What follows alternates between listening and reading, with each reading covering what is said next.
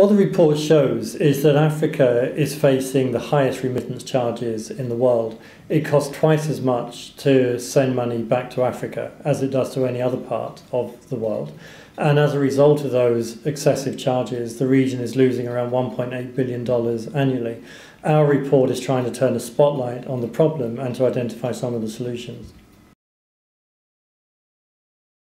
Well, what it means for Africa's diaspora, people who are working very hard to send small amounts of money back to their friends and families, it means that they're paying excessive charges in order to make that transfer.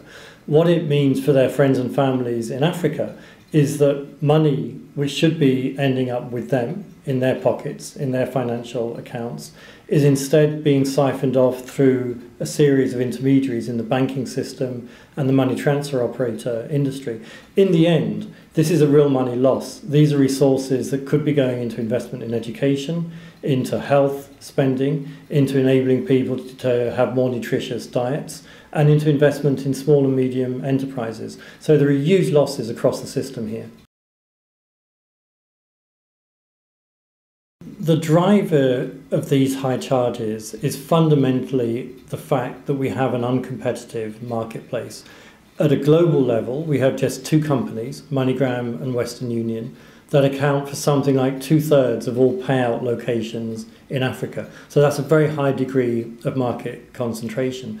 To make matters worse, both of those companies operate what are called exclusivity agreements. So these, if you like, are sole use agreements with banks and agents, which stipulate that once you work with Western Union or MoneyGram, you won't work for other providers. That restricts entry into the marketplace.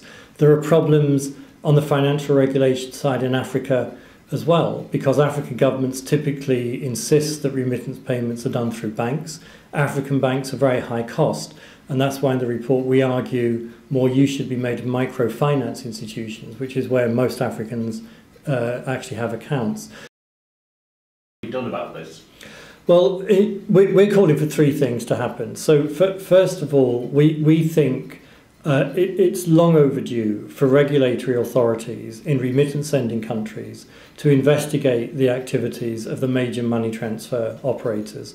That includes the Federal Reserve in the United States, the Financial Conduct Authority in the United Kingdom. We don't actually allege in the report that there's any cartel arrangements here or price fixing, but it is a very highly concentrated market, and these are precisely the markets that are subject to restricted business practices, so they need to be investigated. Second, we need more transparency. I suspect that very few of the African diaspora who send money home have any idea of the charge that they pay through foreign currency conversions. So we're calling on regulators to insist on full publication of foreign currency conversion charges. And this, in fact, is in line with what is already happening in the United States under what is known as the Dodd-Frank legislation, which has been introduced there. And we're calling on African governments to revoke these exclusivity agreements that bind banks and agents to individual money transfer operators in order to facilitate more open competition.